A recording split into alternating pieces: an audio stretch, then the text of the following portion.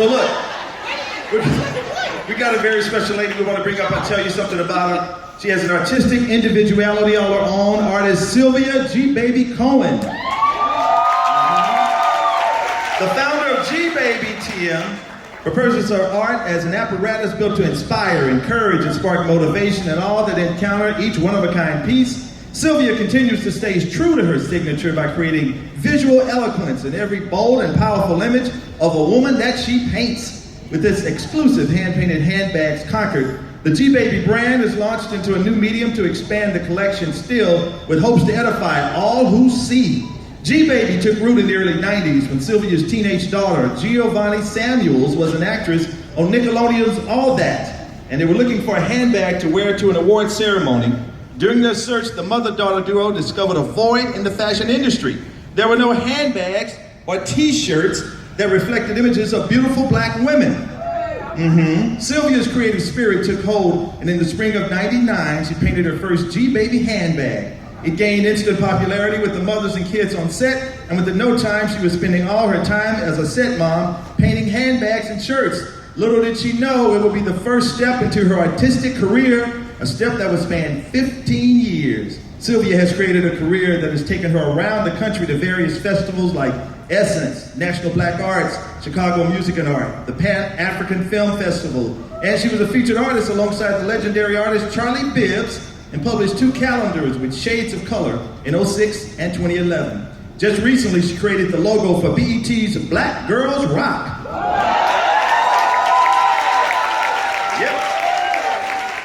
And the message and beauty in her paintings resonate with both men and women and some celebrity clients. Now living in Hotlanta, Georgia, Sylvia plans to continue to spread the GBABY influence around the South. She is continuing on with her original paintings and mixed media masks, and with 3 licensing deals, her artwork is produced on an array of products, including cutting boards, light switch covers, sets of box note cards, and woven tote bags. Sylvia is going to be releasing her 3rd inspirational calendar journal for Shades of Color. It's coming out in 2016 this year, entitled Believe, Blossom, and Become. Ladies and gentlemen, clap your hands. Welcome to the stage, the one and only Sylvia GBABY Cohen. GBABY.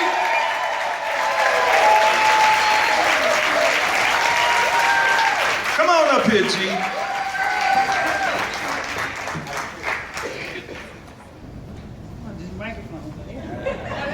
All right, give me an O. O. Give me an M. M. Give me a G. G.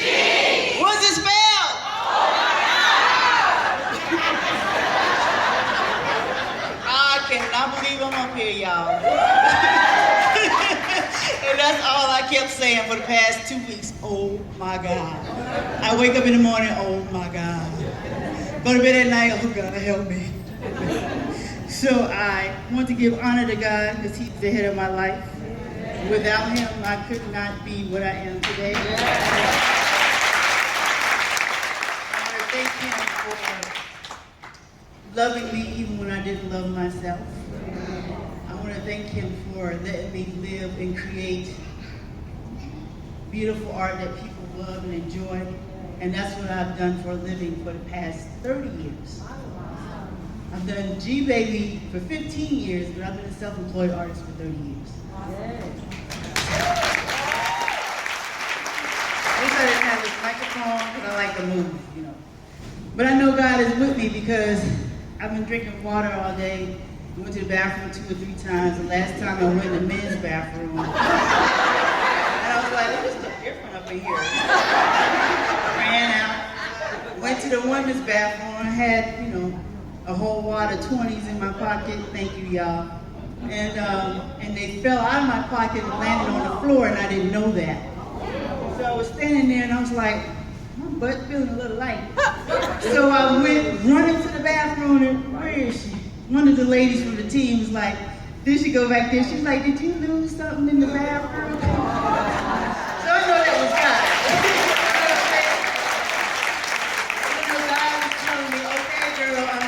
Just get up there, open your mouth, and you know, we're gonna work it out.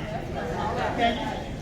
So, I'm gonna put this down and just talk to y'all because y'all my sisters and brothers, but y'all my sisters. You know, and like Andre said, I started painting G-Baby because my daughter wanted a bag with a woman of color and a t-shirt that looked like us. And we were downtown all day. We saw Elvis Presley, James Dean, Marilyn Monroe. We're like, where's Diana Ross, Nikki Giovanni, somebody, give me somebody. And we couldn't find it. So that was, you know, how the line started. But my actual life started, I'm gonna back up a little bit, and God gave me this the other night in my sleep, and I don't use big words because I wasn't very good at English. So he said, you start with your life was very tumultuous. Did I say that right? Tumultuous? I had to look it up, y'all, because I didn't know what it meant, but I looked it up and I was like, yeah, that's about right. That's about right. And so, if I say anything and I step on your doorstep, y'all just say, mm-hmm. Okay? So when I was growing up, you know, I jumped out of the frying pan into the fire from an abusive stepdad to a grandfather who was a pastor who ended up molesting me for years. So what I used to do was draw flowers and suns and trees because that made me happy. It took me away from that and brought me to somewhere else that, you know, made me happy. And then I got bold and started painting on the walls and then got whoopings for painting flowers and trees. And my grandma was like, why you do that, girl? What's wrong with you? And I was like, this is my happy space. You know what I mean? And butterflies. I love butterflies. How many of y'all love butterflies? So I painted the butterflies and trees and stuff and made it through that. Went to college, State University of New York, and I'm gonna go fast forward because there's so much to tell. But I went to college at 17, couldn't read, still can't spell. Couldn't spell, but thank God for spell check. And I wanted to be a child psychiatrist because I had went through all that in my childhood, right? So I took Psych 101 and I couldn't pass it. I think the reading and the spelling had something to do with it, but I couldn't pass Psych 101. So the only other thing I knew how to do was what? Draw the little flowers, little trees. So I said, well, I'm gonna be an artist. That's all right. I'm gonna be an artist. So I took drawing 101 and I could draw the trees and the flowers because I had practice, right? But then we had to draw nude people. And I thought it was nasty. So when the nude people came, I was like, I ain't drawing this is nasty, and I would get up and walk out the class. So I only made a C- in art. And my art teacher said, you shouldn't try to be an artist, you need to do something else. So fast forward again, and I'm writing a book about my life right now, so y'all can get the books to fill in the spaces. Fill in the spaces. Fast forward, graduated from college with a BS in liberal arts because they wouldn't give me an art degree, so I have a liberal art degree. So then I went to work for Willie Morrow. How many of y'all know who that is? Willie Morrow? No, California Curl. You know y'all had curls. California Curl. So I went to work for him for 2 years. By now I had a marriage and a divorce and a baby. Giovanni. So say hi. Marriage, divorce, and a baby. And so I worked for him. I loved it. I worked under the esteemed Albert Fennell. I don't know how many of you guys know who he is. He's a famous artist. He was my supervisor. So Mr. Morrow would make us work 60 hours a week, but only pay us for 40. And then even when the paper went out, he told us we couldn't go home. We had to stay there because he wanted us to stay there till 5 o'clock. So what I would do was what? Draw my flowers and my trees on paper. So the typesetter came down and she was like, can you draw that for me on a t-shirt? And I was like, yes. So I drew it for her. She wore it to the gym, came back, got me 3 orders. She was like, I had 3 people that want these, and I was doing big flowers at that time. I had 3 people that want these, how much you want to charge them? So I said $10, you know. So fast forward again, I was there for 2 years, putting her under my light table after 5 o'clock because I couldn't afford to pay a babysitter overtime. So after that, I went to him, I said, Mr. Morrow, I need a raise. So he gave me a 5-cent raise. And I quit. I had a little Volkswagen Bug. I'm driving down the street the wrong way, almost get hit by a long distance truck, and I ended up on the side, on the curb like this, in the Bug. And I said, Lord, I'm not going back. I'm never working for anybody. If it took me 5 years to graduate from college, and I got to work for $200 a week, 60 hours a week, then I'm going to do that for what? Myself. So I started making shirts every day, the same hours that I worked for him. If I could work for him for 60, then I'm gonna work for me for 60. And I would have her tied to my back, and I said, baby, when I paint the flowers, you throw the glitter.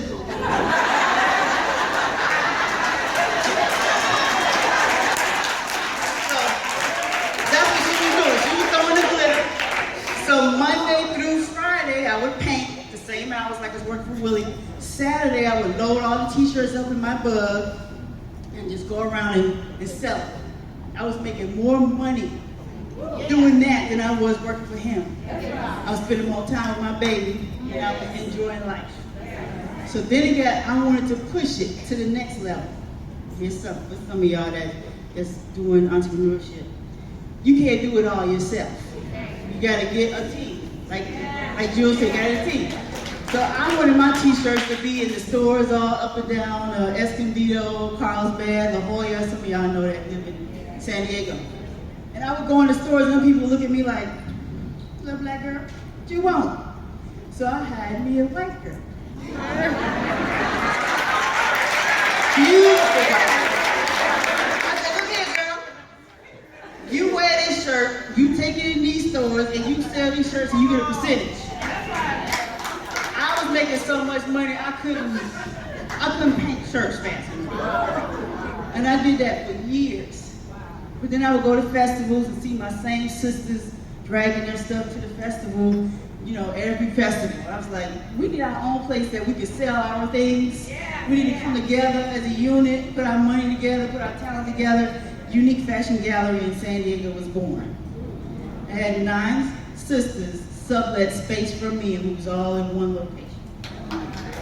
So we had that for 10 years. Very successful for 10 years. But in the meantime, that first one that was underneath the light table, she decided she wants to be an actress. And she was an actress really since she was 4, so I'm just messing with her. So I guess we're throwing that glitter, So she goes and we get an audition for Nickelodeon. There's a lot in there, I'm fast forwarding. And her first audition for Nickelodeon, all that, she booked it. So now, I'm driving back and forth from LA to San Diego, which is a 2.5 hour drive, depending on how fast you drive. We coming back one day from an audition, and I fell asleep on the freeway and went from the fast lane all the way to the slow lane. It was about to fall off the curb, and God said, could you go down there and whip that food up? But she about to. So all of a sudden I heard, doo doo. And I woke up and it was this big mass white in front of my car. I know that was an angel.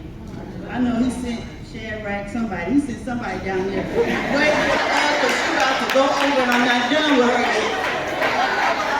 So I moved, closed my store, moved to LA. So in LA, I opened a new store called GBABY. After she went through, making the bags and everything, and I opened another store, and then opened a store named GBABY. So fast forwarding again, now I'm in Atlanta. But I had GBABY there for 10 years. I loved it. I had the greatest friends, the greatest fans. I miss y'all. And I moved to Atlanta because I have a son too who's having some issues. So I moved to try to be in his life, and we're still praying about that. We're still praying about that. These young boys, some of them, they get 18, so we're still praying that he's gonna come back. He'll be all right. So fast forward to now. Being an entrepreneur, I'm gonna give y'all some goals to set, that I had to set, because I didn't tell you about the 4 marriages and divorces. I didn't tell you about the mental hospital that I was in. Remember, say if you hear anything familiar. And so I didn't tell y'all about being cut from face to ear because I was light-skinned. I didn't tell y'all none of that, but you gotta get the book. So what I'm doing now, in the meantime, I have asked God to enlarge my territory. So this year, I stopped doing handbags after 15 years. because I have a pinched nerve in my neck, and I can only paint a few hours at a time without my arm all the way down to my hand hurting. Then I can't hold the brush anymore. So God was like, you have to do it different. You've been doing the same thing, the same way for 15 years. If you want different results, you gotta do something different, or that's the definition of what? Insanity. And I was like, but this is what I know. I know how to do it. This works. This is what I know. And he was like, no. You're gonna trust me, or you gonna have faith, or are you gonna be in fear? That's for somebody else out there too. You have faith, or you're gonna be in fear, because you can't honor God and you're in fear. You have to have faith. And I was like, look, God, I want a first name basis God. I cried. I like God. This is what I know. I know how to do this. I know how to paint a bag, make a bag, sell it, make money. Now I'm working with companies that are producing my art, and that's the journals that you see, and the bags that you see, and the cups that you see. 3 years ago, God gave me the idea to do the journal. And I was like, I don't have money to produce a journal. I don't know how to produce it. He said, just type it. Just do it. And so in my journals, it have things for your health, things for your spirit. There's beautiful paintings. There's places for you to write. The first page is write yourself a love letter, because that's what I had to do before I started loving myself. I realized that I was not what happened to me as a child, and I had to release that, and I had to let that go. But it took me a long time now. I don't be playing with y'all. It took me a long time, and that's where you look for love in all the wrong places, and you think if somebody gave you a hug, they love you, and then after you get married, they kick the hell out of you. But anyway, I think I get the book. But so anyway, I'm here. I wrote the first journal. I had a Dell laptop, remember? I wrote everything in the journal. Just getting ready to send it to the publisher, and the computer crashed. It was gone. I couldn't get it back. The screen was black. So God said, that wasn't good enough. You gotta dig deeper. You gotta come from down here with it. And I'm like, I'm gonna do that all over again, 152 pages. But I did. I did it over, and it was better. I just finished 2017, and I'm working on 2018. And when women come up to me and say they love the book, they carry the book, they do the work in the book, I just want to cry all the time, because I know if I didn't push, if God didn't make that happen and I didn't push and do that it wouldn't happen. And by the way, it's the bestseller for the company that produced the book.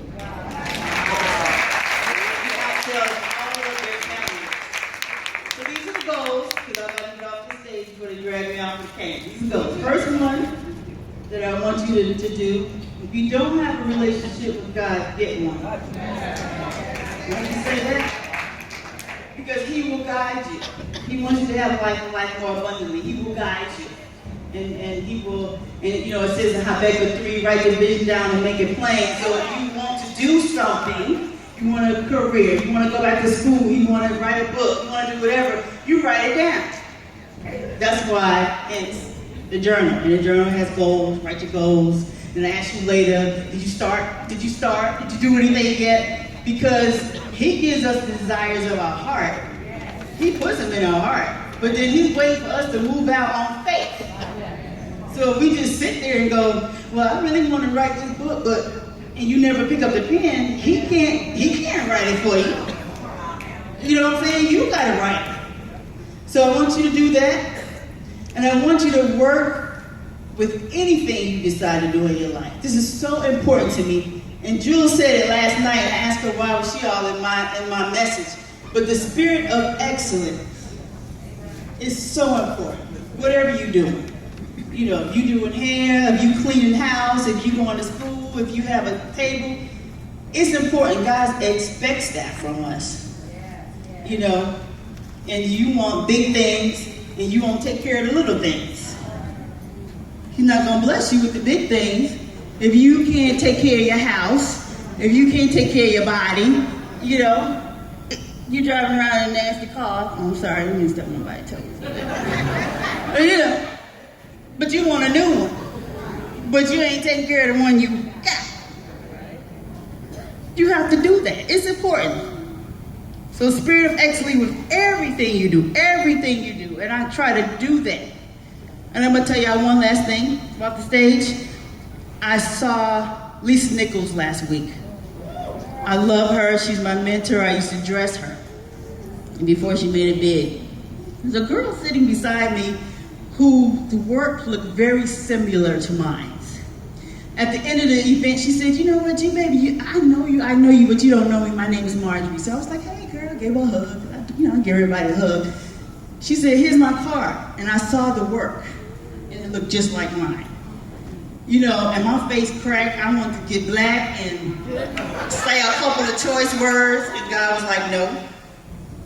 And I said, you know, we get our stuff printed in Atlanta, same place. I said, I went there, and somebody told me, your work looked like mine, and they brought the work to me and said, is this your work? And I said, no, it's somebody else's.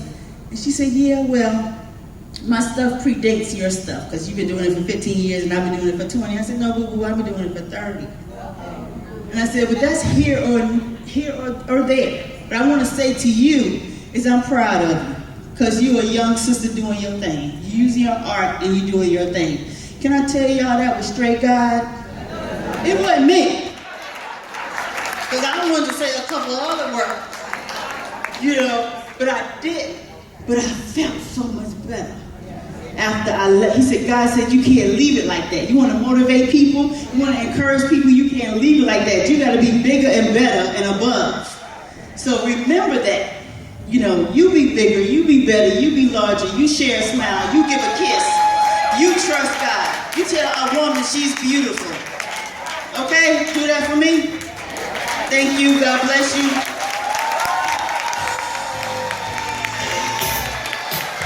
G-Baby, ladies and gentlemen. G-Baby. G-Baby. G-Baby. G is the pom-pom. G-Baby is doing her thing.